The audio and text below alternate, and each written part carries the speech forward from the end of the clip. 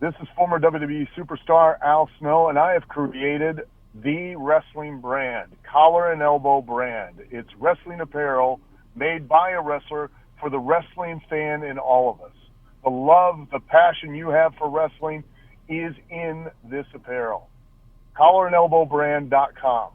Buy it today, and also round up your purchase and help support the former wrestlers who made it possible for you to love wrestling today. Go to CollarandElbowBrand.com and help support Cauliflower Alley Club and their charitable effort. You're locked in. Look at what we have here, folks. To the only show that matters. The cream of the crop. Duke loves wrestling. And there is no one that does it better than your host. I have come here to chew bubblegum and kick ass. The Duke. And I'm all out of bubblegum.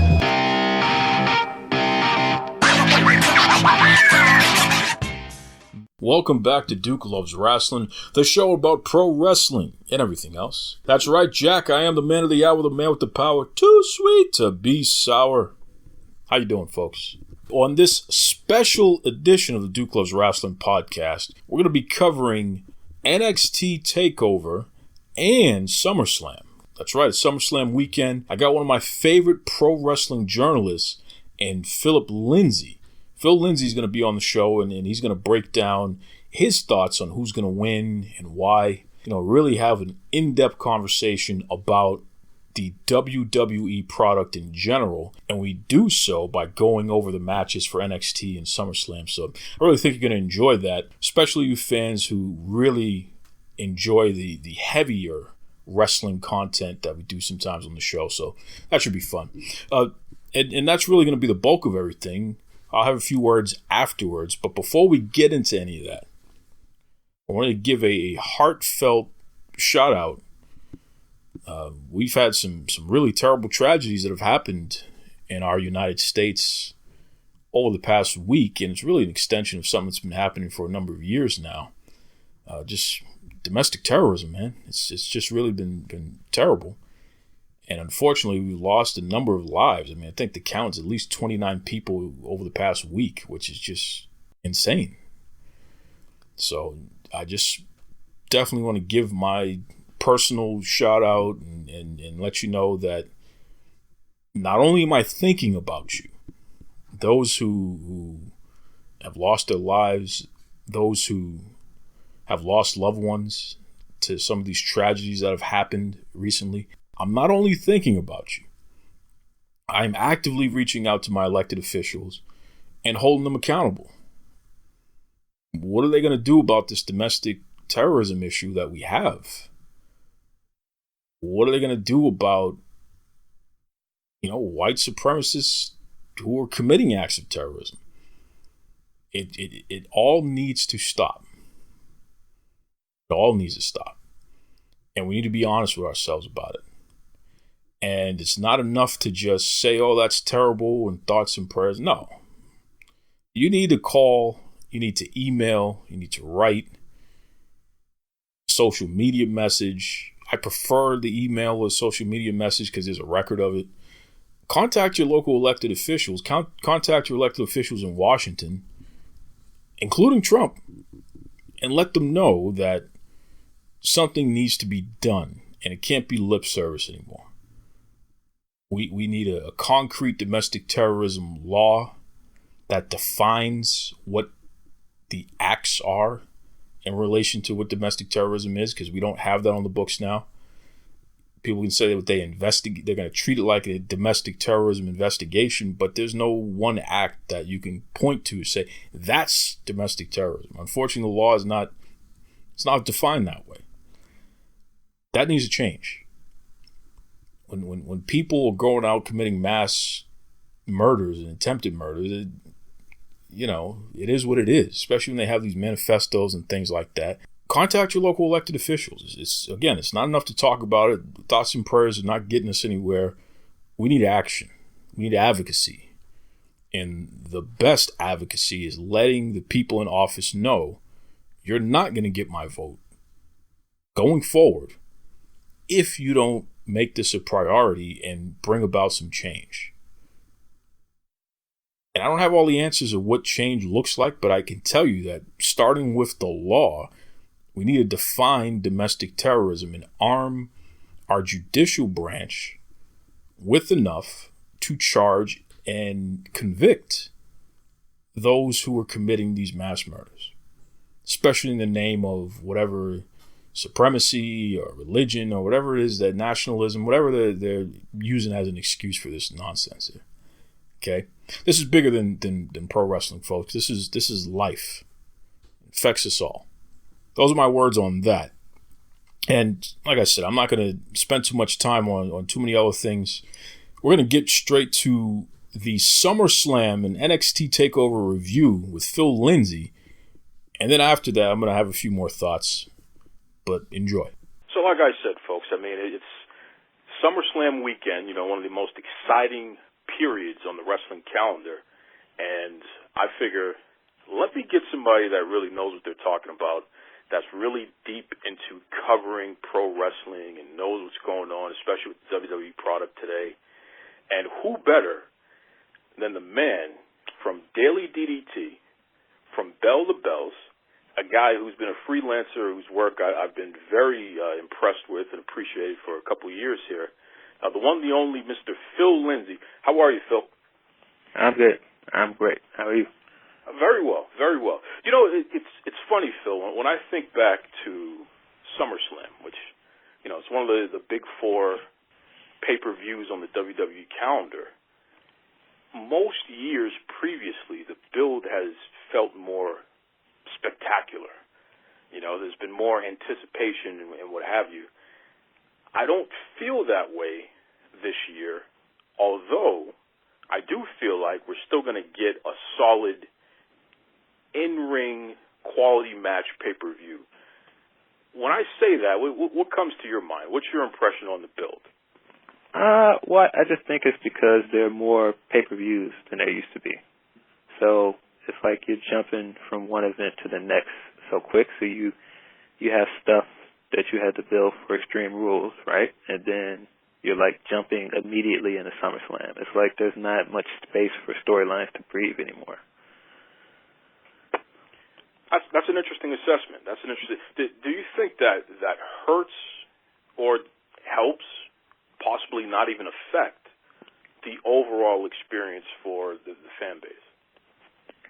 I think it kind of hurts it because, if you look at stuff coming in the TakeOver for this weekend, a lot of that stuff has had a lot of room because the last TakeOver was, 2 months ago, I think? So you had a lot of stuff to build on in between there, and it doesn't feel as rushed. Good call. And you brought it up, so let's just dig right into it. We have TakeOver, which, this is the NXT brand. This is TakeOver Toronto 2019. First match on the card that's listed is Candice LeRae versus Io Shirai, and that's just a regular singles match. What's your take on that match, and who do you think is going to come out victorious? It's been interesting. I really like what they're doing with Io. I really like the heel turn. It's kind of interesting to me because you can kind of tell that the part for Candice was meant to be for Kyrie. I could be wrong, but it kind of seems like it. And I have no problem with Candice being there with that said, because I think she's done long overdue some kind of program or something to sink her teeth in. As far as my pick to win, I think I have to go with Io because she just made the turn, and I don't think they will have her lose her first match up the gate as a heel. That's an interesting concept, and for folks who may not be as familiar with Io Shirai, this isn't her first go round being a heel in her career. She did it in Lucha Underground. She did it in Japan with the Joshi stuff, and she, in my opinion, she's a more effective heel than she is a babyface. I really like that. I would agree with that. Yeah, so I agree. I think that that heel turn that she had and that mean streak that she's displaying, which, in all honesty, I would say that she was in the Mae Young Classic, right? If I'm not mistaken, wasn't Yeah. she in the last? Yeah. So she showed a mean She made streak. all the way to the finals. Exactly. She showed a mean streak going all the way up to the finals. I mean, she definitely wasn't wrestling like a traditional babyface. In fact, the match in particular, when she took on Robbie Brookside's daughter, she was really nasty and really aggressive in that match. So that's her style, which I love. I'm going to go with you there with Ito. I think she's going to win that match, and I can see her eventually being NXT Women's Champion probably by the time we hit WrestleMania next year. I think that. Yeah, I agree. So that's good stuff there. The next match is the match for the NXT Women's Championship. And keep in mind, folks, I'm listing these matches as WWE has listed it thus far. I believe, on the day of, they're going to change the order and what have you, which they always do. So I don't think they're going to have two women's matches back to back to start the card. That would be very disappointing and insulting, quite frankly. And I don't think WWE is that foolish. But anyway, the next match listed is the NXT Women's Championship. Shayna Baszler, who's a champion currently, taking on Mia Yim. What's your take on this match, and who do you think is going to come out victorious? Logic would dictate, Mia should win, because I think it's got to be like a big, major, babyface character to beat Shayna. But I'm not sure if it's going to be Mia Yim. I kind of feel like Shayna's going to retain. I don't know why. It's just a gut feeling. I kind of have a feeling she's going to retain. That's a good take there, and I'll tell you, I'm very confused with the way that Mia Yim has been handled thus far. She was used primarily as enhancement talent before she was finally given a real deal in NXT. And, thus far, I mean, she's taken some pretty significant losses. It just doesn't seem, to me, that's the way that you're going to build a person who's going to be a future star in that promotion. What's that? No, I was just going to say, the only thing I would say is I think that was the whole point of having her kind of go over Bianca in the last few weeks. Well, not weeks, months in their feud. Just to, separate the two and make Mia the contender going into Toronto. But I just I almost feel like Bianca's kind of the stronger contender to end up beating Shayna. But I'm not sure. You have to assume somebody's going to beat Shayna between now and the end of the year, because they're not going to keep her in NXT much longer. That's a good point. But here's the thing that confuses me, and you'll have to refresh my memory. I don't remember anyone beating Asuka for the NXT Women's Championship. Did she actually lose it, or she vacated it? She vacated it because she had the shoulder injury. So this is what I'm talking about. They had every chance in the world to beat Shayna Baszler, especially the last time when she faced Bianca. That was the time when that Sam Roberts said some derogatory things that was just insulting and ridiculous, saying Bianca had no business being in that match, which is just ridiculous. But I can see a situation where Shayna actually does not lose the title to anybody. She moves up to the main roster as a monster. Interesting.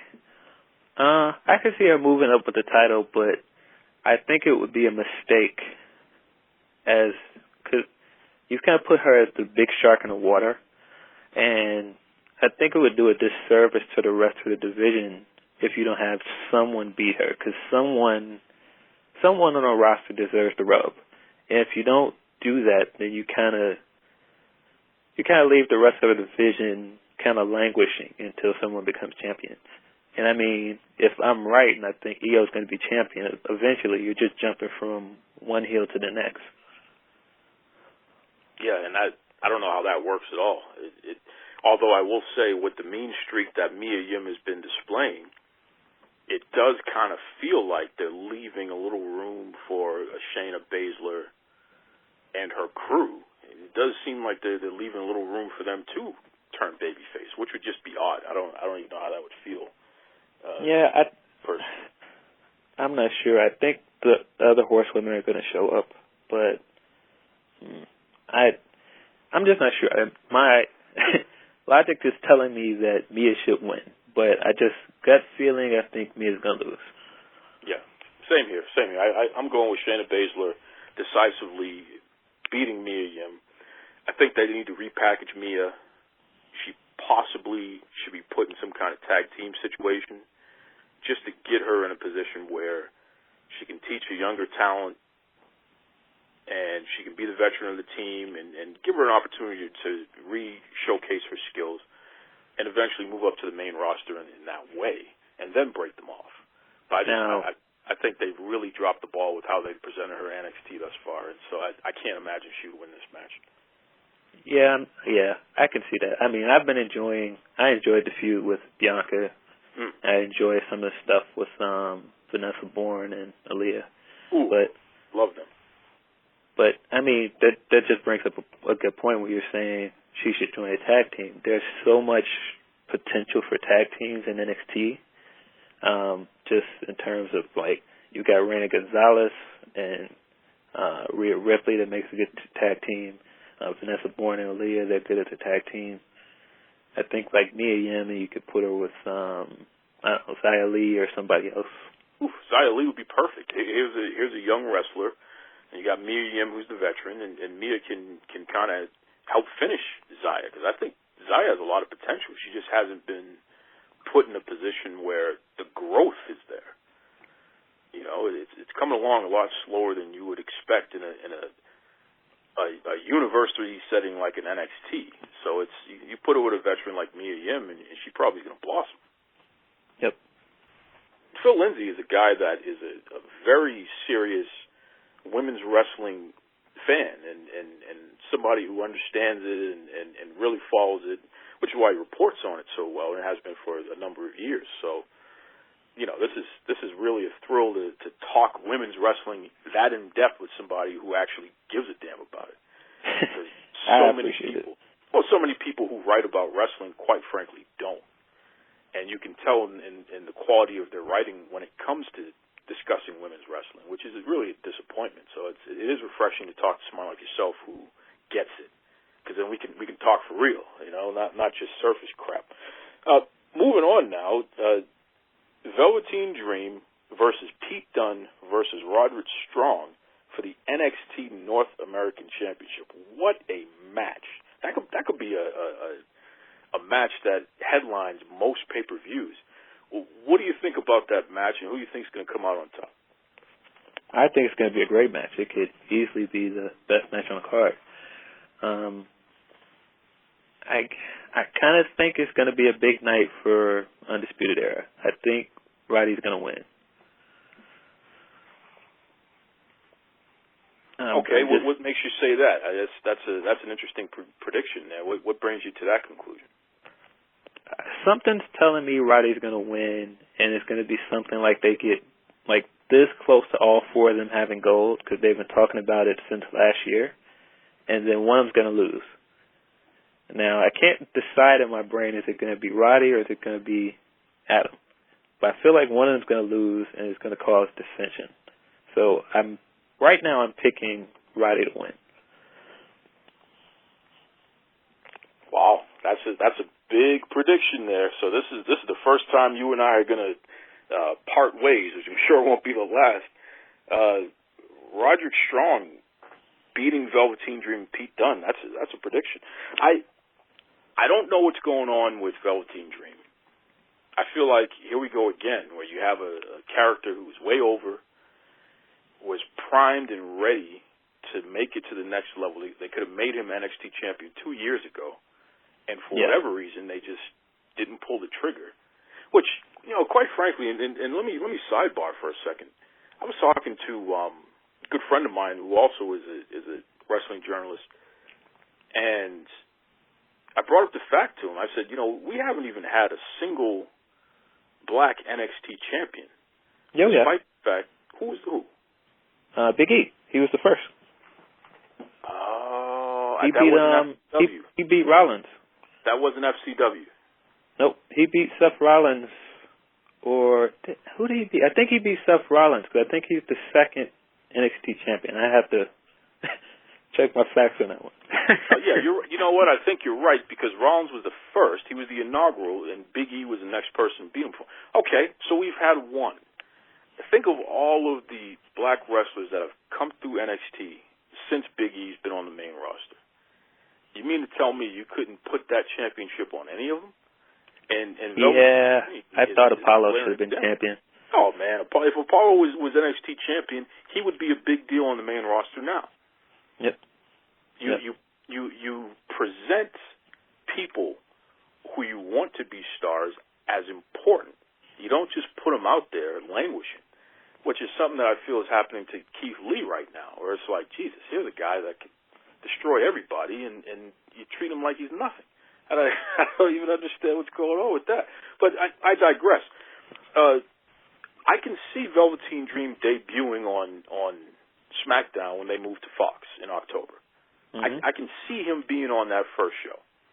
I could see him being on Raw as a way to put some more star power on that because SmackDown is debuting on Fox. So I think Velveteen Dream is going to drop that championship soon enough, and this would be a great time for him to lose it. But I feel like a guy like Pete Dunne, something about him, man. I just feel like they're going to put the championship on him. Yeah. The quality matches that he can provide you, that's a hell of a champion going forward. Well, the only reason why I really think Pete's going to lose too is that I can see them going back to the Roddy and Pete feud that they had before when they were a tag team.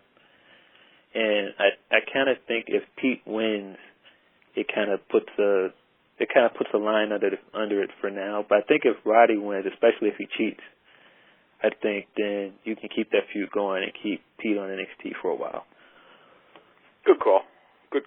And what do you think about my prediction with Velveteen Dream? Do you see him being moved up in October, or do you think they're still going to hold on to him for a while? I think he's ready. I think he's going to move on. I've been saying for a while, since he won the North American Championship especially, that I don't think he's going to win a big title before he moves up, which is kind of a shame. But because I think he's ready, and I don't think he gains anything by staying at this point, other than winning a big title. I think he's lost. I think by not making him the NXT champion 2 years ago, when his popularity was really at a fever pitch, I think they lost a lot of momentum. And I think now it's starting to almost trail off a little bit, where it's like, all right, we've kind of seen this, and you're not really doing much with them. So, what do you want now?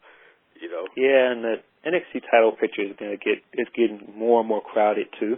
Because I mean, you've got Strickland coming in. Well, not Strickland. I'm sorry, Isaiah Scott. You have Jordan Miles, who's great. You got so many other new guys there. Kushida. It's just going to get more and more crowded. So I just feel like he's bound to move up. Good call. Next match listed, we have for the NXT Tag Team Championship, the Street Profits versus the Undisputed Era of Kyle O'Reilly and Bobby Fish. So what do you think about this match, and who's going to be victorious? Well, just to go back into my prediction for the whole show, I think Undisputed is going to have a big night. I think they're going to win, which kind of sucks for Street Profits because their reign hasn't really gotten a chance to go anywhere. But I just feel like they're going to move the titles to Undisputed Era. Good call, and you know what, I'm going to agree with you on that one. For this reason, I think that they've proven the Street Profits do not need a championship at this point. They're getting over on the main roster with the little hosting segments that they're doing. You know, people are looking forward to it and responding positively to it. They don't need a championship in NXT in order to be somebody in the overall scheme of the company.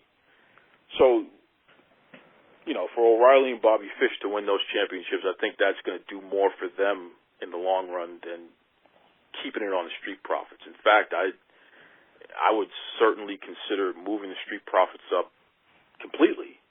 Yeah. So they primed and primed for October again, when we have the SmackDown on Fox and USA continuing to have Raw, but we have a complete revamp of the entire product there. Yeah. Yeah. And see, I'm a little bit worried about them moving up because I think they might get lost in the shuffle because there's so many tag teams on the main roster that aren't doing anything. But I just really don't see them. I don't see them retaining and then staying on NXT long after that anyway. So I figure even if they don't retain, they might get a rematch, but they're not going to stay very much longer after that. Good call. Good call. All right, so now we got the main event. The main event of NXT TakeOver Toronto 2019 here. 2 out of 3 falls match for the NXT Championship. Adam Cole, baby, versus Johnny Wrestling, a.k.a. Johnny Gargano. What do you think about the match, and who do you think is going to win? I think Adam Cole's going to lose. I want him to win. Adam Cole's my guy. I really thought he should have won the first time, so I was super excited when he won the second time. But I think he's going to lose this time because I feel like, like I said earlier, they're setting up this dissension among the Undisputed Era, and I feel like they're going to at some point go back to his issues with Roddy. I don't think that went away. And if Roddy wins, like I predicted, and Adam loses, that kind of puts them back at odds in a way. It's interesting, and first of all, I don't disagree with you. I think Adam Cole definitely loses that championship. It's interesting because FS1, Fox Sports 1, they're promised some original programming from WWE, and they're going to be doing some things, including something like Talking Smack, where they have a studio show. But there's a very strong appetite, both on the Fox and the WWE side, to move NXT to FS1. If that officially happens, I'm pretty certain they're going to extend it to a 2-hour program, which means you're going to have more room for more matches and more storylines and things like that. I got a feeling, and tell me if you catch what I'm laying down here. I got a feeling that Undisputed Era is going to stay in NXT. I don't think they're going to be moving up to the main roster anytime soon, if ever. And whether they're together or not, I think these guys are going to be NXT mainstays, which means, it's a possibility that, like you said, there's going to be a further feud from Adam Cole. He's one of the most popular wrestlers in NXT. Everyone says Adam Cole, baby. Kids love saying it, which is a very strange thing to me, because the guy is pretty. And you just look at him, he just looks very vanilla. There's nothing. He's not wearing a mask. He's not doing flippy things and all over the place. But kids love saying Adam Cole, baby. They love the guy, so he works. So you would expect somebody like that to get moved up to the main roster because it's like, okay, we've done what we had to do. This guy's a star now. Let's move along. I can see him and the rest of those guys staying in NXT. Do you get that same feeling, or do you think that at least Adam Cole is going to be moving up soon? Well, I do get that feeling that Undisputed Era is going to stay in NXT for a while, but I think Adam's the guy that it's only so long you can keep him on NXT because he's just so popular. He's already been in a Rumble, so he's already got main roster recognition. It's only a matter of time before he moves up, and that's kind of why I feel like they're sowing the seeds of him having issues with Roderick, because I can see them splitting him up for the time being at least, and Roddy can lead, and Adam Cole can move up. But of course, because the main roster doesn't acknowledge what happens on NXT, that doesn't set them up to fail later, because they could always still move Undisputed up, and they could still work as the 4 of them, because they won't acknowledge the split. Good call. call. Yeah. Yeah, and you know what? You're probably a lot closer to what's going to happen than I am. I'm doing my fantasy booking thing, but you're following along based on what's being presented to you, and what you say there's a lot more logic to that. So, tip my hat to it. Now, folks, that was the NXT TakeOver card. Let's move up to SummerSlam, the official main card, which is happening this Sunday on the WWE Network. Again, we're talking to wrestling journalist Phil Lindsey, and you know this guy's been giving us some solid takes here.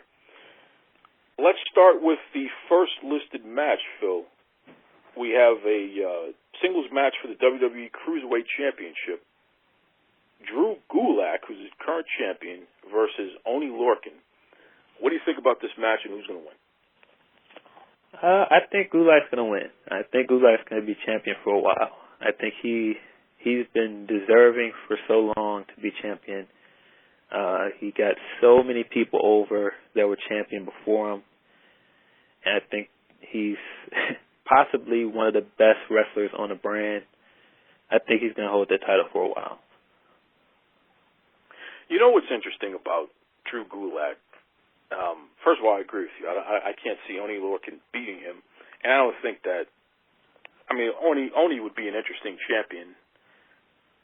He's a better tag team wrestler, in my opinion, than a singles wrestler. And shout out, he's a Boston guy, just like I am. Drew Gulak is kind of in the Natty Neidhart spot, where he's a wrestler coach. Brian Kendrick, same situation. People who, behind the scenes, they're doing a lot of training and a lot of in-the-ring stuff with some of the younger stars and helping them hone their craft. And like you said, I think that putting the championship on him was more of a doing him a solid, like saying, listen, Drew, you didn't have to sit here and do what you've been doing, busting your butt at the Performance Center, helping to train people. Some of the wrestlers who've been injured, who are coming back, he's been in the ring helping them out. In fact, I think he was one of the people who was helping out Batista get ready for his match with Triple H at WrestleMania, which is an interesting factoid that a lot of folks may not know. Yeah, but, he trained with everybody, didn't he? He trained with Sasha for a little bit. He absolutely. trained with Finn Balor, I think. Well, his brother was an Olympic caliber wrestler. Yeah. And I think it's just in their blood. It's something that they do, both Drew and his brother. And as a result, WWE realized, hey, we can do a lot more with this guy. You know what I mean? Like it's instead of just being a superstar, he's a damn coach who can be out there coaching. So it just takes it to the next level. So I agree. I think he's going to keep the championship, and they're going to continue to build somebody up who he's been working with, who will eventually defeat him. And it will probably won't happen before WrestleMania, to be honest. No, I think he's going to hold the title well into the next year. Good stuff. Next match we have Charlotte Flair versus Trish Stratus. Okay, so we have the Hall of Famer taking on, who pound for pound many folks consider the best women's wrestler in the world. What's your take on this match, and who do you think is going to win?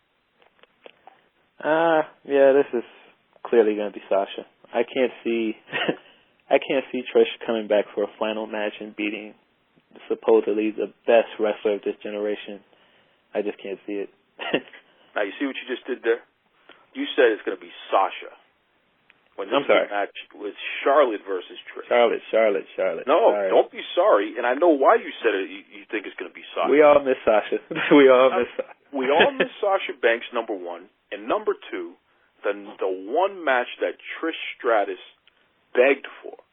She begged the WWE, if I'm going to come back and do anything, the one person I want to work with. I don't want to work with Alexa Bliss right away. I don't want to work with Charlotte right away. I want to work with the person that my daughter looks up to, Sasha Banks. That's what Trish Stratus told them. That was supposed to, and I think this match was really supposed to be that. But unfortunately, it's just not going to work out that way. It's Charlotte instead. They really dropped the ball with this. It should have been Sasha versus Trish at Evolution. Yep. And you got the second chance at it. It should have been Sasha versus Trish again. But it's their fault that Sasha's not there. You know, again, we're going to sidebar here, which I know the fans like to hear some of this dig deep into the real deal here. I got a theory, Phil, and tell me if I'm making any sense here. We haven't heard directly from the WWE about Sasha. And Sasha has, you know, dropped some subliminals here and there, but she hasn't addressed this thing directly. Yet we know that she's still under contract. We know that she's been recently working out her kinks in the ring with WWE-approved trainers. Right. I got a theory. I say this entire time, Sasha Banks was nursing a major injury or a collection of injuries. And it's not a situation where she's holding out. It's a situation where she needed a rest. And this thing blew up the way that it did, and the company's like, we could probably turn this into a storyline, so just don't even address it. Let's just wait until she comes back, and we can do a pipe bomb situation like CM Punk possibly or something like that. But I don't think this is necessarily a holdout like a Pac or a Rey Mysterio previously. I think this is an injury. What do you think? If you're right, and this is an injury, it's genius on both theirs and Sasha's side, because they're working it magnificently. But it's just certain things with it that makes me feel like she's just like actually just taking a break because she just wasn't feeling creative. I mean, certain things like following AEW, clearly, talking to people over at AEW, at least publicly, so other people can see it. And I mean, to your point, that could be all a work. But I'm not sure if I believe that. I kind of feel she just got burnt out. And I think she's just taking a break. And I mean, that doesn't mean she might not be back, but it just feels like she's taking a break. Sure. And it's not as if she could ever go to AEW anytime soon. I mean, she still has years on her contract. And I don't know how long her contract is. I believe she still has 2 years, but not only that, because she hasn't been active for so long, the contract is frozen. So all this time that she's been off, so she's been off since WrestleMania, that time is added on to the contract whenever it resumes. So unless AEW were to buy the contract out, which that never happens, she can't go anywhere, at least not in the United States, without getting sued. Right. And I mean, that's why I say I feel like she's just taking a break. And I mean, I don't think, you take Meltzer and some of these other guys with a grain of salt, but I don't think so many people would have been reporting just the way she left and just how abrupt it was if it was an injury. I feel like there's at least some other story behind that we don't know about. It could be anything. I'm not saying that it's definitely, the story that was going around that she didn't want to take the loss for Alexa. I think that's what was going on. It was the Iconics. They were saying she wanted to drop the titles to the Iconics. Well, I knew it was that, but I think she was supposed to lose her next night to Alexa. Because remember, Bayley ended up doing the match. Yep. So I think it was something like that. And then, there was a story that she was at Raw and she didn't want to take the loss, which I'm not sure on that. But it seems like there's something between Sunday and the Raw after Mania that happened, and she just took off.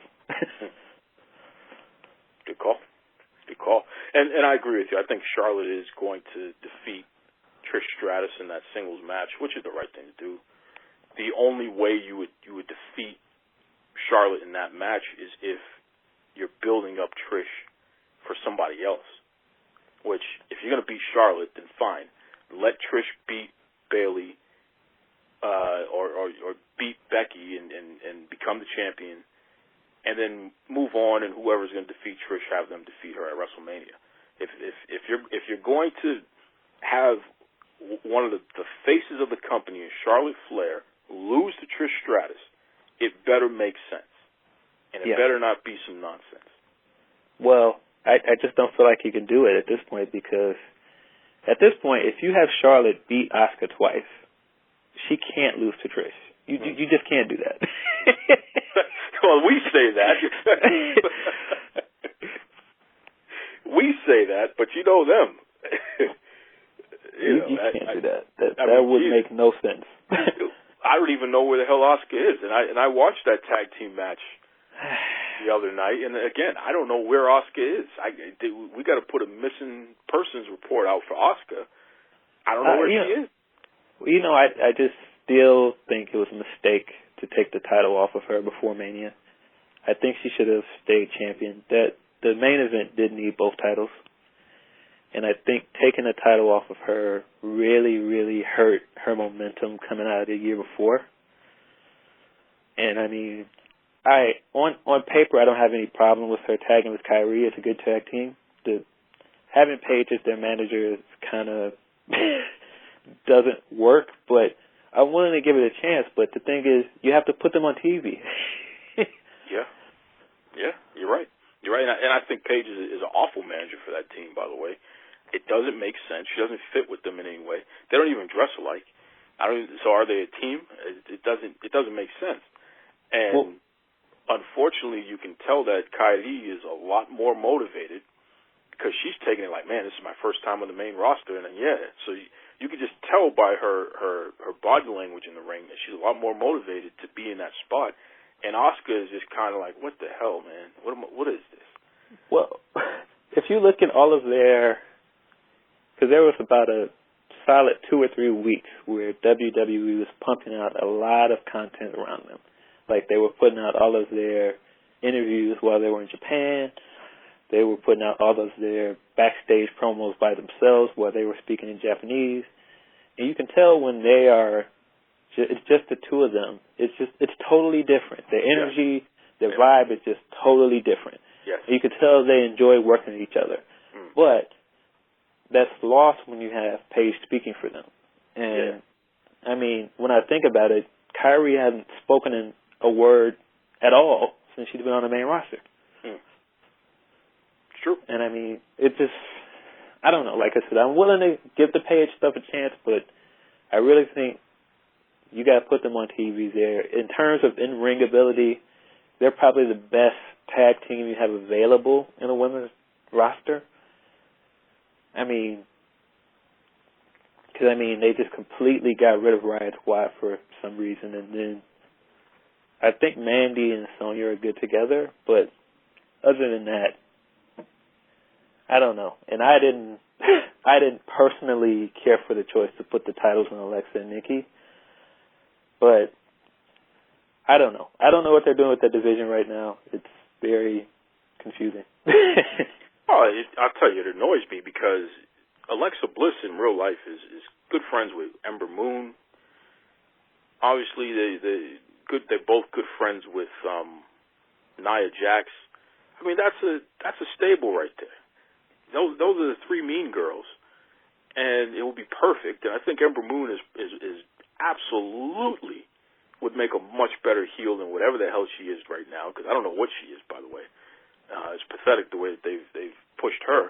But it's like those 3 women could be a stable, and you can develop some great storylines out of that.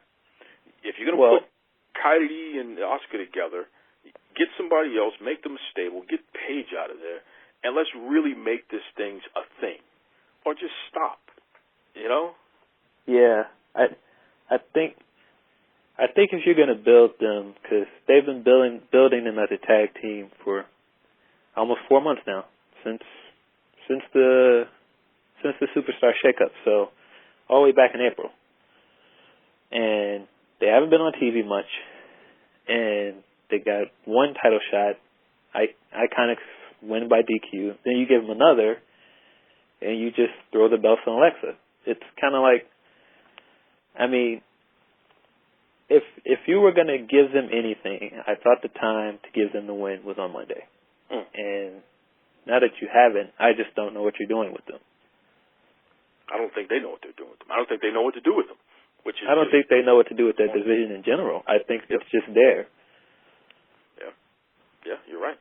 And again, two women who are marketable, who the fans have voted their favorite wrestlers in NXT. Two women who have wrestled all over the world and can work. They both can work. Yes. And you got them in obscurity. It's just an embarrassment. It's really an embarrassment. Anyway, like we said, though, Charlotte is going to go over on Trish. Next match, which is listed, who knows where it's going to be on the card, but Goldberg versus Dolph Ziggler. I mean, this match ain't even going to last 3 minutes. It's going to be a pretty quick one, right? No, it's definitely going to be a squash. Yeah. Come on. So Goldberg is definitely going to beat Ziggler. I don't think it would be. I would love if Ziggler pulled the Bret Hart and was wearing a metal plate on his stomach, so when Goldberg goes to spear him, he hurts himself. I would love for that to happen. The only outcome at this point out of that would make this good is if somehow, we get Ziggler wins by DQ because someone interrupts and jumps Goldberg. Matt Riddle. Yeah, that would be great.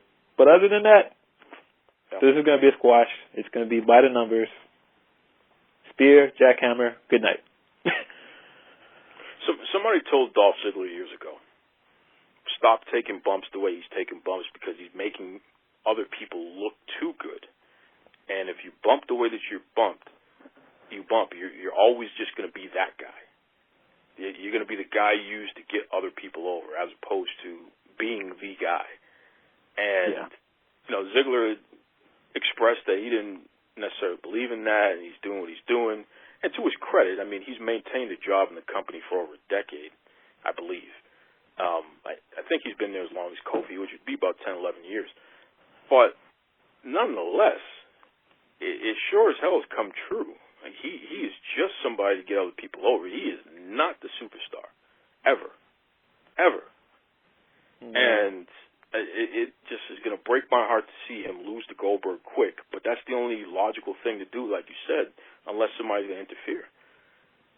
Yeah, and the question I have is, once you do that, what do you do with Dolph from there? Yeah. There's no bringing him back from that. You had him take a squash last month to Kevin, and now you're talking about squashing him again at another pay-per-view consecutively. So where do you take Dolph from there? I mean, at this point, he's got to just be happy to have a job with the way they're treating him. Because I know if he went anywhere, he'd probably be the top star in the company. Anywhere else. Yeah, great wrestler, really good promo guy. Yeah. Still in great shape, looks great. Yeah. It doesn't make any sense. He could run his own stable and be the guy. He could be the top guy in the Bullet Club, and it would make sense. Put him in Japan right now, he'd be the head of the Bullet Club. Yeah, you could put him in another promotion and he'd do great. Absolutely. So it's too bad, but hey, he has a job, he's making his money, so what can you say to that? Next match, United States Championship, AJ Styles versus Ricochet. So what do you think about this match, and who do you think could come out on top? This one's kind of tough to predict because they've kind of booked themselves into a corner. It's like you should give Ricochet the win because he kind of needs it. He lost his first title defense, right? Yep. But if you take the title off Styles at this point, because you're building up the club again, and they are dominant with all three members as champions, it kind of seems like a waste. So I think AJ's going to retain. I think there's probably going to be some shenanigans or something, and he's going to retain. Yeah, I can see that, and that's the thing. You got to protect Ricochet by having shenanigans. Somebody's got to interfere. But you're right. I definitely see AJ retaining. And I just want to say, I give a lot of credit to Ricochet for making the transition from being the flippy move mania, ridiculous guy that he was on the indies to he's still doing flippy moves, but he's doing it at the right time in his matches now, and he's working a much safer style in WWE, which is going to extend his career for a much longer period of time. Thank goodness. He took a little issue with me a couple of years ago when I pointed out that nonsense he was doing with Ospreay, although everyone loved the video game moves that they were doing. It's just like, dude, that's not really wrestling. That's a great display of athleticism and acrobatics, but, I just want to see you wrestle because you can wrestle. He got a little upset with me over that. But it's ironic that he's a big star in WWE and he's wrestling. I mean, the thing is, I understood some people's gripe with the Ospreay matches, but I enjoyed them for what they were. I think it's a way to enjoy, the spot-heavy matches, too. But, I mean, just in terms of what he's doing now, somebody sat down with him clearly at NXT and just slowed down what he was doing. Because, I mean, he still is doing a lot of the big spots, but he's just doing everything at a slower pace. I mean, and actually thinking of it, just going back to what we were talking about earlier, I think he definitely should have been one of those guys that stayed down in NXT and became champion. Absolutely. 100%. 100%. And you know something? He would have been better off for it.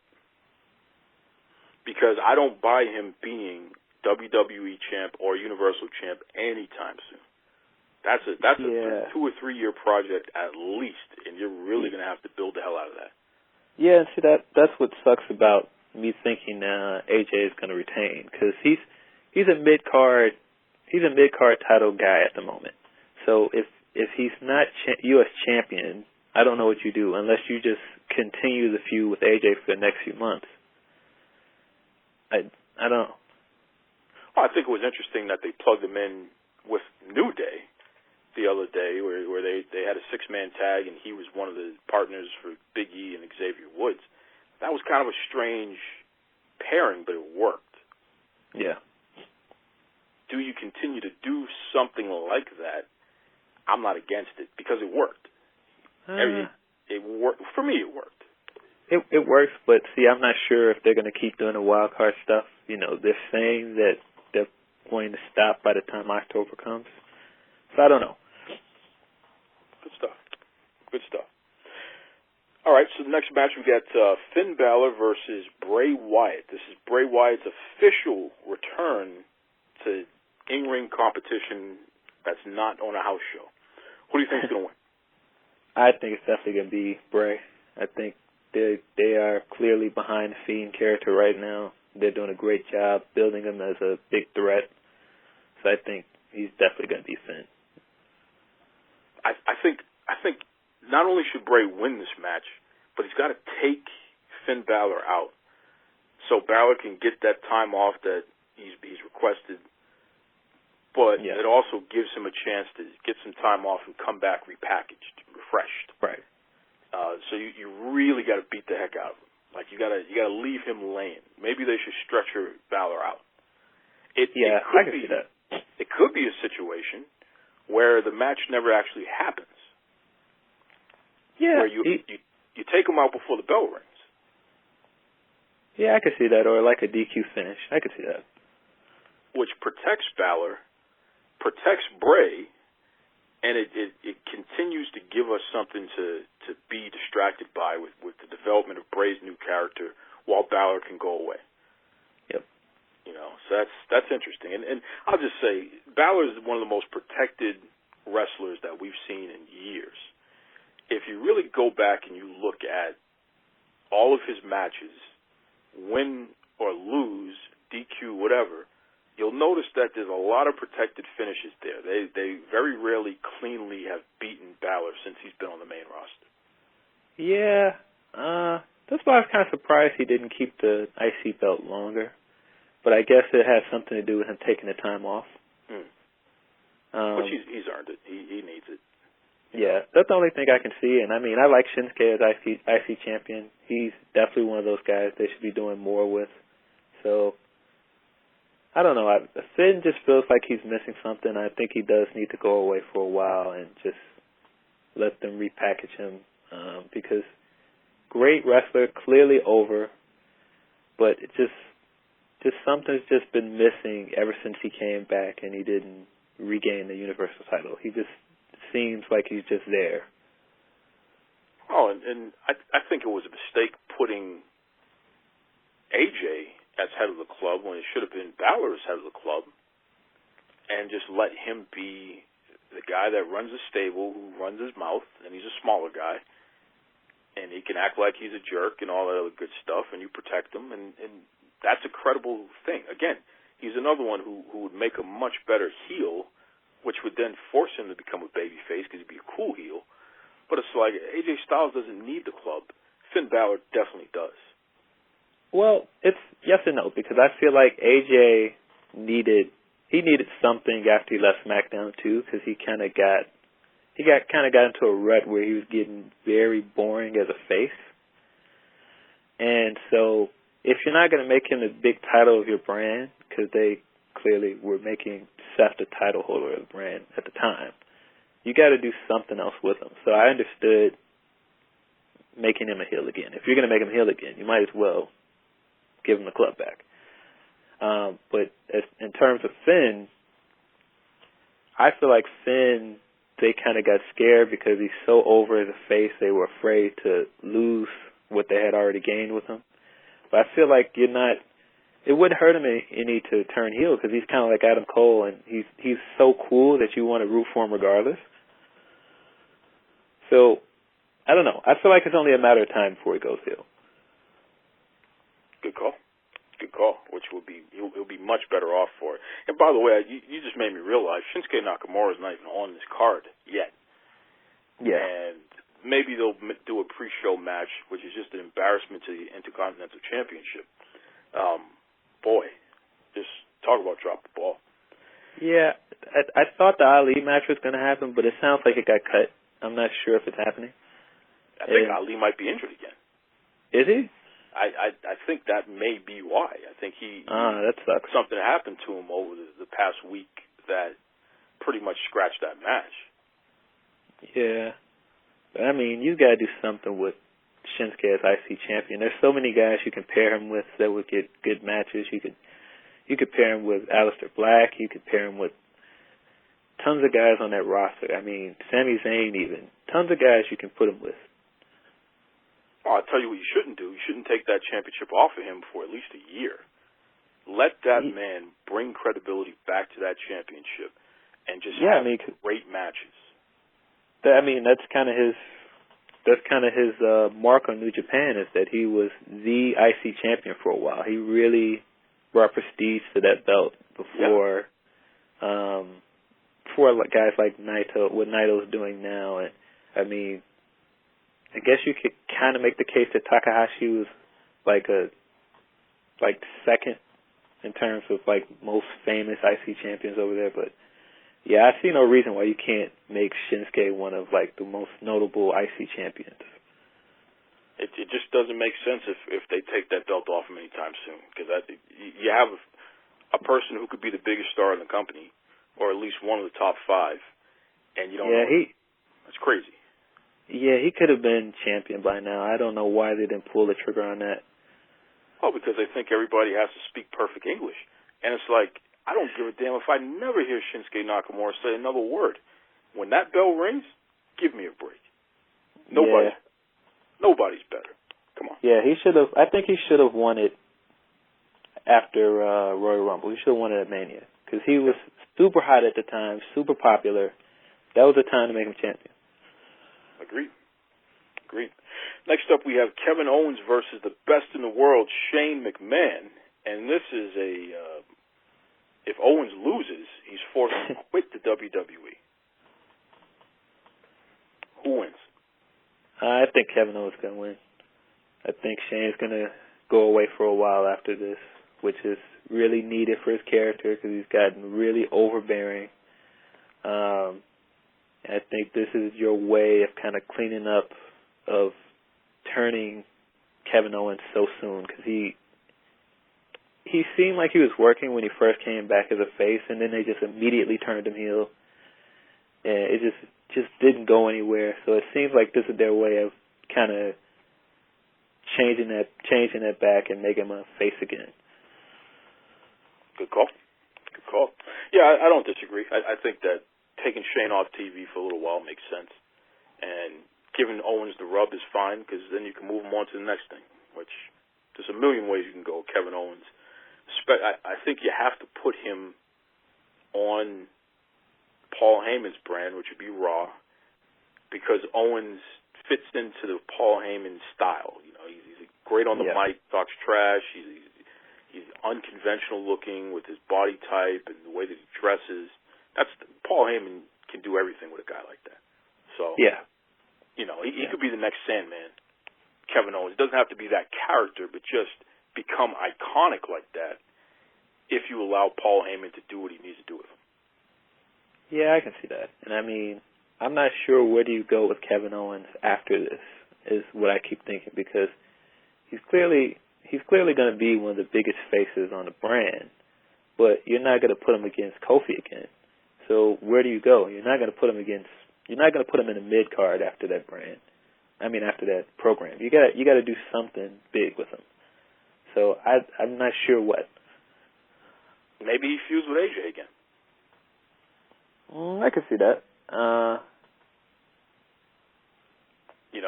If he and AJ go at it again, which we're going to get great matches.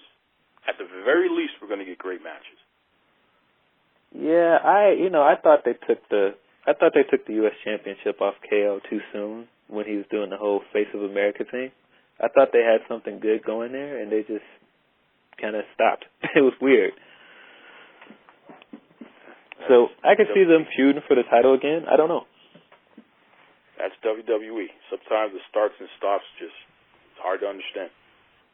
Next up, we have Kofi Kingston versus Randy Orton for the WWE Championship. Again, folks, this is how they have it in order right now. Doesn't mean that's what's going to be the final card order, because I could see that match being the main event. What do you think? Kofi versus Randy Orton. This is a feud that's at least 8 years in the making. What's your thoughts? I am like a huge Kofi mark. I've been a big Kofi fan for years. You know, I said for years he should be champion. You know, so when he won, I was super excited. And, you know, I'm just still amazed that he's still champion, because I think most of us thought he would be, you know, a good story for a little while and then he would drop it, because that's kind of what WWE does. But they've fully gotten behind him. They've booked him really strong. I think he's going to win. I think he's going to win. I think he's going to definitively put any, you know, boogeyman from the Orton era away. Yeah, I agree.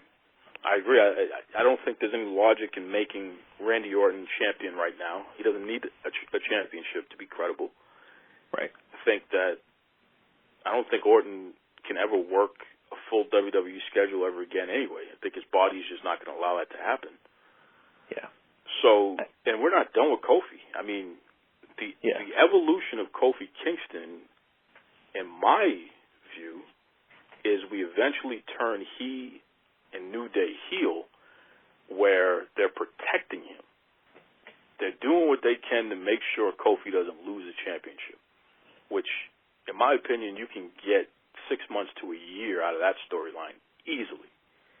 I can which see that. means you got to exhaust all the babyface stuff for as long as you can, and maybe at WrestleMania you save him and turn him heel at that point. Yeah, I can see that. But I feel like they're saving Kofi, and I feel like they're saving that big loss for somebody that they definitely want to put the company behind. Like, I could see what you're saying if he turns heel, and I could see them having Roman be the one to beat him. Yeah. But I don't think it's going to be Orton. I think it's definitely going to be someone that they want to be the face of the company for the foreseeable future. And you know something, maybe it's a situation where you turn him heel in October. Maybe it's one of those deals where on either Raw or SmackDown, it's an unscheduled match. You just make it happen where it's Kofi versus Roman, and then Kofi's about to lose, and then New Day interferes, and boom, there it is. That's going to be tough, man. It's going to be tough to get Kofi booed for a while. I think you're going to have to build on that one for a while, because I know there are people that are getting tired of his reign. I see people saying that sometimes, but I don't even think those people would boo him. I think those people are just saying they are kind of done with his reign. I think if you're going to get heat on him the way that you want for Roman, I think you're going to have to build that one out for a while. What if Kofi and New Day are responsible for what's been happening to Roman? That whole storyline is weird. I love it. I'm telling you right now, Phil Lindsey, I love that storyline. I love how ridiculous it is. I love how Roman he was thugging and bugging on Murphy the other night. I love the whole thing. I think it's so silly, it's good. This is 1990s WWE right here. So, do you think we're done with obviously, if you're saying that you think it could be Kofi and New Day, you don't believe that it's Rowan and Daniel Bryan then? I think that makes too much sense. It could work. I think Roman should have a problem with those two and wrestle those two and have a beef, and then come to find out it wasn't them. I think there's a long. You should build this thing at least through October. Like it should continue to be a cliffhanger, whodunit type of deal, because it's generating interest, no matter how hokey it is. It's very, very hokey. It's like a 24/7 championship. I mean, it's not on the match card, but we're going to get 3 or 4 different title switches at SummerSlam, and it's going to work because it's just something different. And it's executed well. So, but Kofi retains. I agree with that. Next match, SmackDown Women's Championship, Bayley versus Ember Moon. Who's going to win that match? If I had to go with my heart and who I want to win, I kind of want Ember to win. But just given the way she's been booked in the last 2 weeks, you took a loss last week to Alexa, then you take this weird beat down outside of the ring to Natalya, she's going to lose. Yeah, I mean, there's no logic behind putting the championship on Ember because you haven't presented her as a star. No. You presented her as nothing over the past couple of months. Like, she literally has no steam behind her. I don't even know how she has the match at SummerSlam of all places. Yeah, I liked the idea of Bayley versus Ember because it's going to be a good match. But I felt like Ember should have at least won like a number 1 contenders match or something. Sure. Something to earn the match. And once they didn't do that, then they did that weird storyline where she came out and eclipsed Bayley and then eclipsed Charlotte. I don't know. It just didn't make her look good. And I don't know. So I think she's going to lose. And I'm not sure where do you go from there. Maybe she turns at the end. I don't know. I mean, Ember Moon in my opinion, is a natural heel. And I know that's probably going to piss a lot of people off that I'm saying that, but I truly feel that way. And when you listen to her talk about her life story and some of the challenges that she's had to deal with, bullying and some of these other things, I think that there's a lot of, I need to pay everybody back who's ever hurt me. And I think that's an interesting character trait that's legitimately within her that can be projected through a character by I'm going to hurt everybody who ever hurt me. And I think that there's something compelling about that. And like you said, I mean, it's going to be a good match because Ember Moon can wrestle her butt off. Yeah. I think Bayley, when she's focused, she's pretty good too. I think, Ember Moon, pound for pound, one of the best women's wrestlers in the world. She just hasn't been put in a position where she legitimately can show what she can do since she's been on the main roster, which is a disappointment. Yeah, to me, and this is just going back to my gripe with the way that they handled the Asuka situation, I really thought that Ember should have been the one to end the streak. I thought you had plenty of story there from NXT, that she had just gotten that close to beating the streak, and she just kept failing every time. And I think it would have meant a lot more to give Ember that win, because that would have been a star-making moment for her. Charlotte didn't really need that star-making moment. She was already a star. Agreed. 100%. 100% agree. Good stuff.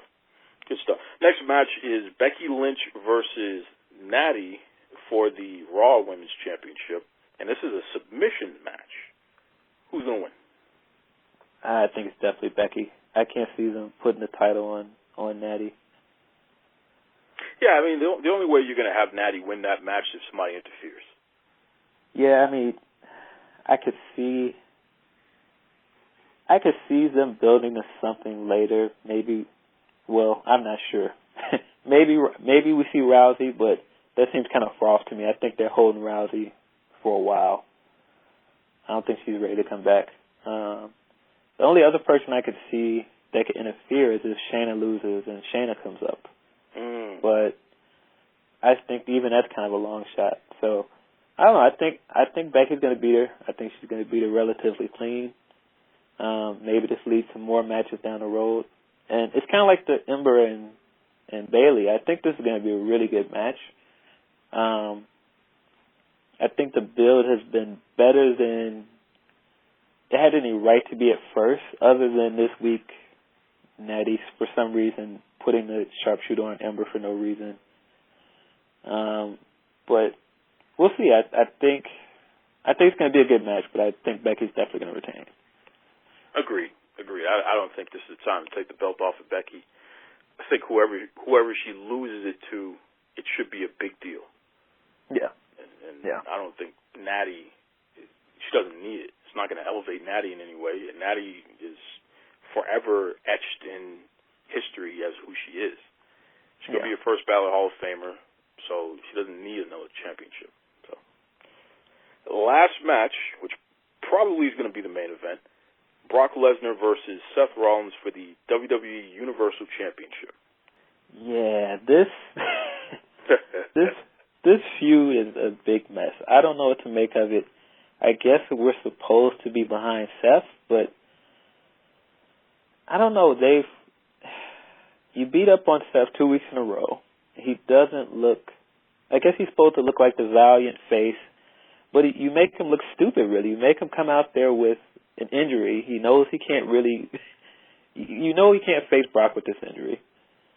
You have him come out of WrestleMania where he basically had to cheat to beat him. So I guess what I'm saying is we're supposed to feel sympathetic for Seth, but it just doesn't work.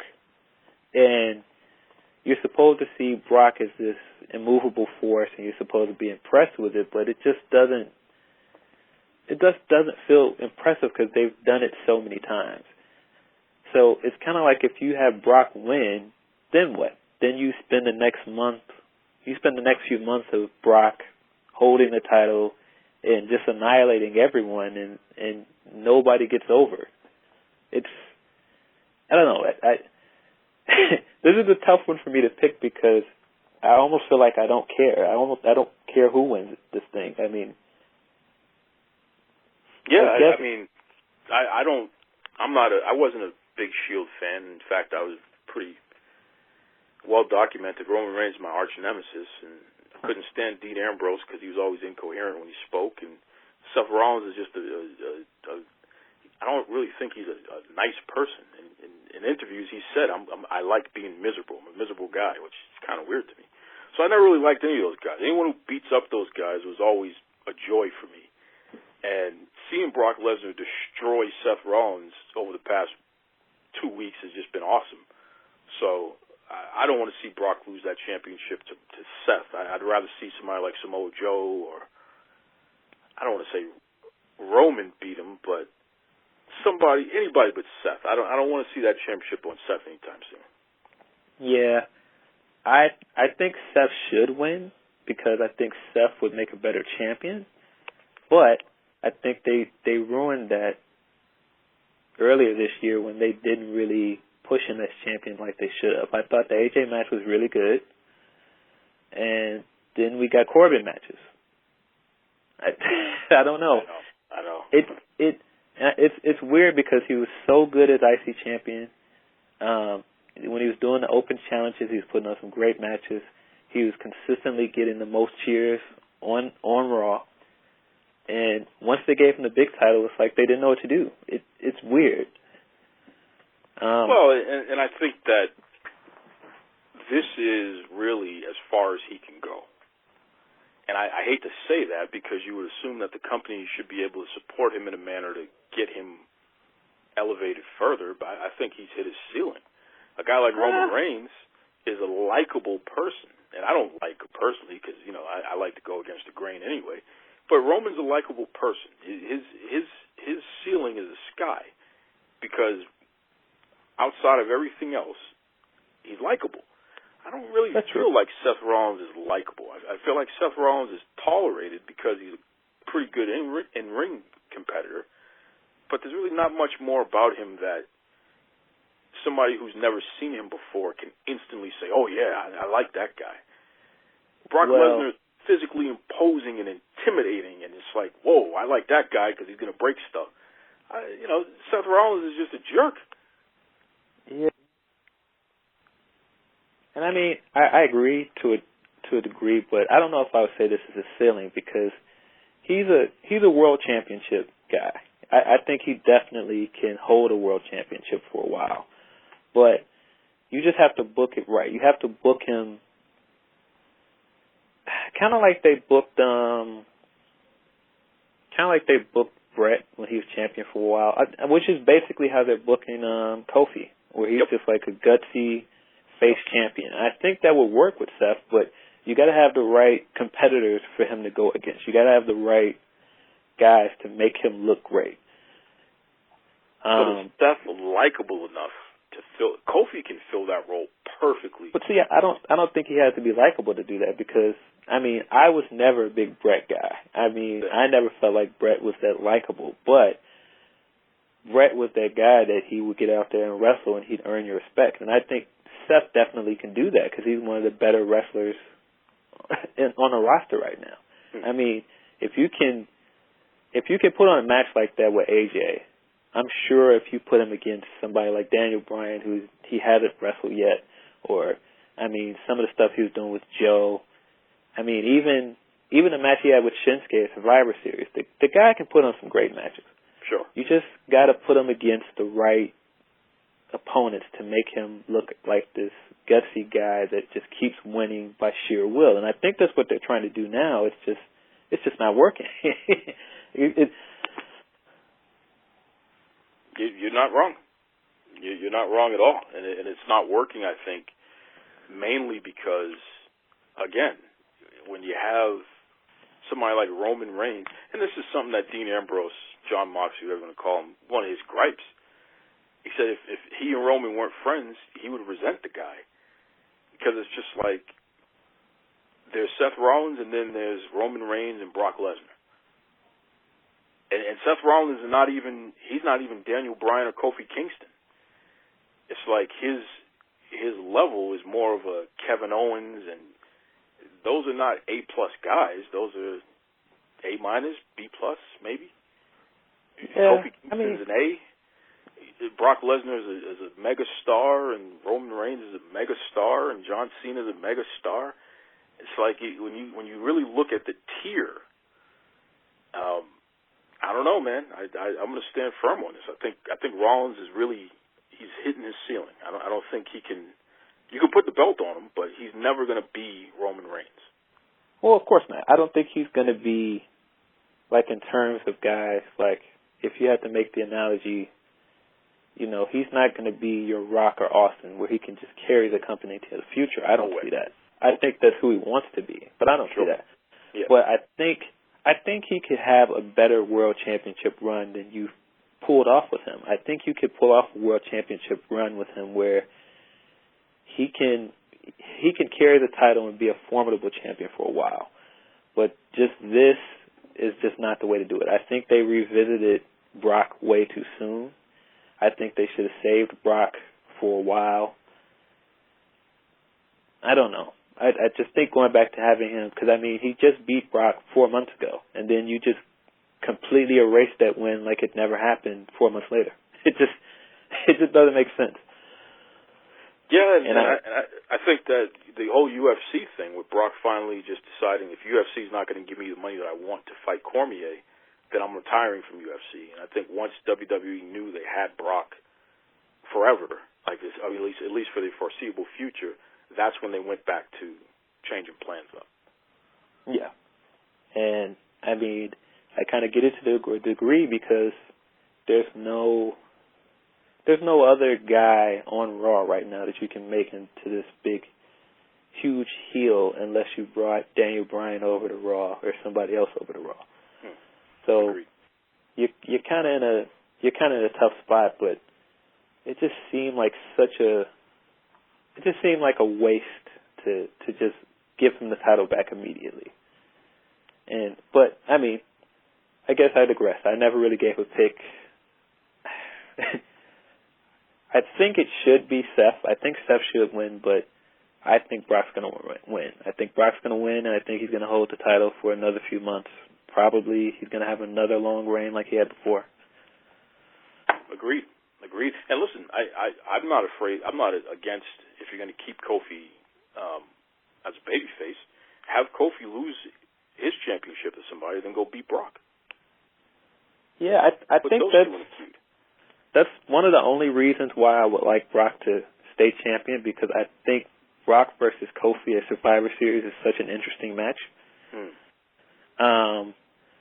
But other than that, I don't really see anything out of Brock's reign moving forward other than the same thing we've seen for the last few months. I mean, you could make the argument now that Heyman's in charge of Raw that maybe he'll show up more, maybe we'll get more material from him, maybe there'll be more interesting stories with him, but I just feel like he's so one-dimensional. Like, there's not much you can do with him other than making him, because they've built him up to this level where you can't really make him that vulnerable anymore. I mean, he's been one of the most protected guys there is. You've given him huge profile wins like beating The Undertaker. You just can't really chip away at that at this point. It's true, which, again, the beauty of that, though, is whoever does beat him, it should be a big deal. And I capitalize should, because it's not always a big deal like when Seth did it, but it should be a big deal. So, yeah, that's good stuff. Listen, Phil, if listeners want to reach out to you, if they want to read your stuff, plug your stuff, man. How can folks get more Phil Lindsey in their life? You can find me at Daily DDT. You can find my writing at Bell to Bells. And my Twitter handle is PhilDL616. Good stuff. Listen, man, I really appreciate you joining us this week and sharing your expert wisdom on both NXT TakeOver and SummerSlam. And I'll definitely be checking back in with you later on, especially when AEW debuts and SmackDown's on Fox and we get the new version of Raw on USA. I bet you're going to have a lot to say once the smoke clears and we're in the full thick of things of the new generation of pro wrestling on television. Yeah, I think it's a really good time to be a fan. I think there's a lot of variety for everybody. I think there's good alternatives if you're not necessarily a WWE guy. I mean, just the fact that we have access to so many other promotions that we didn't have before, it's just a good time to be a fan. That was pretty cool. I'll tell you, I really enjoy talking to Phil. He knows what he's talking about. Solid pro wrestling journalist, like I said. One of my favorites. The guy knows what he's talking about. He thinks, it's very well thought out where he's going. You can understand it clearly. Just cool guy. Real cool guy. So I appreciate Phil joining us this week. Listen, I want to give a couple of shout outs actually. I want to start first with AEW. I've been holding them accountable a lot lately on everything. But I will hold them accountable on something that is extremely positive.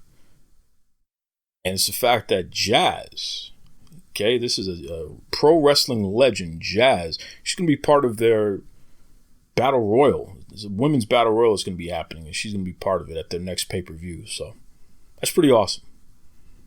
Jazz has had a hell of a career, and she has bled, sweat, and paid the price of a wrestling lifetime.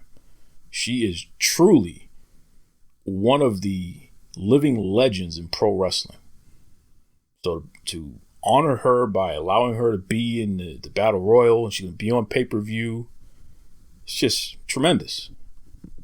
I mean, her career spans 20 years, 20 plus years, tremendous. So I'm very grateful and happy for that. Disappointed at WWE. They haven't called her to do any of these reunions or things like that. She should be in the Hall of Fame, to be honest. But classy move by AEW, and I appreciate that. That's good stuff. It's good stuff.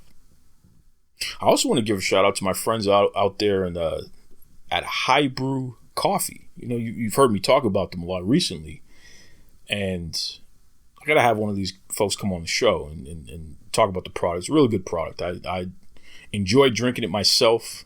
It's delicious.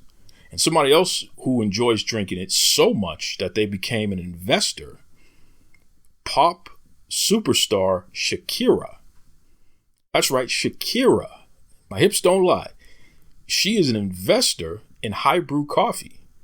Somebody put her in her dressing room at one of her events, and she enjoyed the taste of the product so much, and their story, and the fact that they donate some of their proceeds to where they get their coffee beans in Colombia and what have you. Just really interesting stuff there. So shout out to High Brew Coffee, and shout out to Shakira. That's a great relationship that is developing there, and good to see.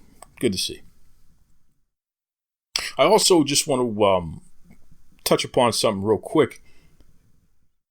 My man Tony Maglio, he interviewed one of the top executives over at Fox Television, and he asked this guy some pretty tough questions, direct questions.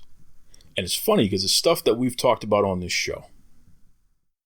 He asked him directly if the WWE, regardless of the ratings, if they were going to remain on regular Fox broadcasting for the entire 5 years of their contract with Fox, when SmackDown Live starts in October going forward. And the executive said, yeah. Of course they're going to, I'm paraphrasing, but of course they're going to stick around. Yeah. 5 years. This nonsense that some of these pro wrestling experts have been pushing, saying, if WWE doesn't pull a 3.0 rating, then Fox is going to move them, or they might cancel them, and all this other garbage. I've done everything that I can to kind of chip away at that and question that garbage, because it was never attributed to any named sources. It was always sources say. Well, you can't get a better source than the guy that's in charge of programming for Fox. And when he says they're going to have a full court press, full push on WWE programming with SmackDown, they're going to treat the WWE the way that they treated the NFL when Fox initially acquired the rights to air NFL games. They're going to put the whole machine behind them, man. Then it starts to make me wonder about some of these folks who are quoting, quote unquote, sources say. Give me a break. WWE SmackDown is being treated like the crown jewel of Fox programming. And I can say that confidently because in addition to what the man said in the interview, if you look at the latest graphic for Fox programming, at least the sports division, Roman Reigns is in the center of the photo, surrounded by somebody from the Yankees and somebody from the Cowboys, and it's just a beautiful photo where you have all these sports stars, and then you have Roman Reigns in the middle, which signifies this is the centerpiece of what we're doing here. There's nothing to worry about in terms of WWE SmackDown being on Fox. It is going to be a match made in heaven. They're not going to have to worry about, the ratings. None of that crap. They're not having any difficulty selling ad space. There's no problems there. And for anyone who's ever speculated or claimed that sources say, I just don't believe you. And it comes back to what I've been saying all along. You don't even have the decency to do what Tony Maglio over the Rap did, which is reach out to the Fox executive and secure the interview and ask the tough questions and get the right answers there. He didn't have the decency to do that. But sources say, and I will call him out by name again, Dave Meltzer. I don't believe you're being truthful. I think you need to go back to those sources who say and ask them why they're lying to you. If you have any sources. A 3.0, where did you even get that from? Considering the fact that ratings aren't the most accurate measure of fan interaction with any brand in 2019. It barely scratches the surface. But sources say, right? A 3.0. You don't know what you're talking about. Now, my guy, Tony Maglio, TV editor of the Rap, covers the TV industry. He's not a wrestling guy. The TV industry guy who's a wrestling fan. So he starts putting in some wrestling content because he can cover it from the perspective of the TV industry, which quite frankly, nobody else is doing. There's literally nobody else doing that right now. And he's getting answers. Now, Dave Meltzer and everybody else, there's some of you out there, I'll call you out by name. I think WrestleZone is a joke right now because they're recycling news. And that disappoints me because I've been a fan of WrestleZone. But that website is recycling news. Crap about what Dave Meltzer said on his podcast or in his newsletter. But you're not verifying anything. You're not going out there and doing the legwork for the most part. That's not journalism. That's garbage. Pure garbage. We got to hold these folks accountable, man. That's why I respect a guy like Phil Lindsey, because he's going out there doing the work. Creating original stories, original content, giving analysis on things. Reaching out to folks, getting information. A guy like Tony Maglio gets off his butt. He goes, secures the interview with the executive from Fox. There doesn't need to be any speculation. Just ask him directly what the heck's going on with the relationship with WWE. About what you're going to do with airing SmackDown. About the ratings. Does that really matter? About the fact that if the ratings aren't so great, are you going to be dropping the programming or are you going to move it over to FS1 or something like that? The guy said, no, I'm not doing that. It's going to stay on Fox. See, Tony Maglio went out there and got the information. That sources say to Dave Meltzer, whatever that means. We will elevate the discussion. And some of you out there are saying, hey, Duke, you're being very repetitive about this. Yeah, I'm being repetitive about it. I have to. Because the other side's being repetitive and still reporting the same garbage and you guys are eating it up. I'm going to challenge that. Because it's not true. It's not true. And the executive from Fox proved it. Now, go ahead and say that what he's saying is not true, as if he wouldn't know any better. I guess Dave Meltzer knows better than the actual guy at Fox who's running the damn programming, who made the deal with WWE. Maybe Dave Meltzer knows better than he does, right? Or maybe little Johnny so-and-so over there on Twitter who thinks he knows what he's talking about. Fox cancels shows all the time, man. They're not going to put up with WWE's ratings the way they are. Yeah, I guess he knows better than Fox, right? Give me a break. We will elevate the conversation. That's what we're going to do. We're going to speak intelligently about this stuff. We're going to look at it from a perspective that makes sense in 2019. And then we're going to turn around to those who have been shoveling garbage to us, and we're going to ask them, why are you being dishonest? Why are you making up stuff? Why are you completely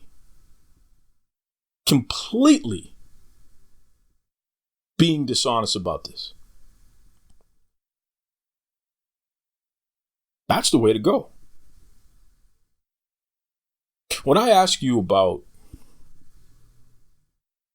AEW marketing themselves as if they're going to be diverse, but then the diversity is not really there. I mean, I'm going to go over the facts. This is what's being presented. This is what they claim. This is what they present. The two don't mix. Therefore, right? 1 + 1 = 2, right? Or if I say, WWE, they're not paying women equally. Well, we have access to who's getting paid what. This means a publicly traded company. We can look at the base contract that folks have. So we can clearly see that. It's clearly demonstrated. Right? There's no confusion about that. Right? That's facts. And it would be nice if some of the people who are supposed to be delivering us the news would have a little integrity and conduct themselves in a manner that makes sense. A guy like Tony Maglio goes out there, gets the information from the horse's mouth. I can only respect that. Now turn around and look at some of these other folks delivering us content about pro wrestling and ask yourself, out of all these claims that they're making about what's happening, how many of them are actually delivering the information from the source? Yeah. That's right. Listen, folks, SummerSlam. First of all, NXT is going to be on Saturday. I believe the show starts at 8 p.m. Eastern Standard Time, WWE Network. SummerSlam is going to start at 7 p.m. Eastern Standard Time, WWE Network. Of course, an hour before that, they'll probably have some kind of pre-show festivities. Keep an eye on Facebook. They do the watch-along type of deal there where WWE personalities, they like having a little house party, watching the pay-per-view and reacting to it. It's pretty cool. So for whatever reason, if you can't watch the pay-per-view on the network, you can at least watch the watch-along, and that's free. It's on Facebook. It's interesting to watch. I enjoy it. I know a guy like Peter Rosenberg, he complains about it. He says he doesn't like it. I enjoy it. Peter Rosenberg, because they don't use him anymore, he complained, well, it's like 10 people talking over each other. Have you ever been to a wrestling party, Peter Rosenberg? It's 10 people talking over each other. So what? That's what it is. It's not supposed to be perfect. It's supposed to be, a bunch of people in a room having drinks and eating and watching wrestling. That's the way it is. I digress. Be kind to yourselves. Be kind to others. Enjoy SummerSlam weekend, folks. We'll be back next week. We're going to cover the results and talk about some more top news. Till then, take it away, Tony Schiavone. Mr. Tony Schiavone, and we're desperately out of time on Duke Loves Wrestling.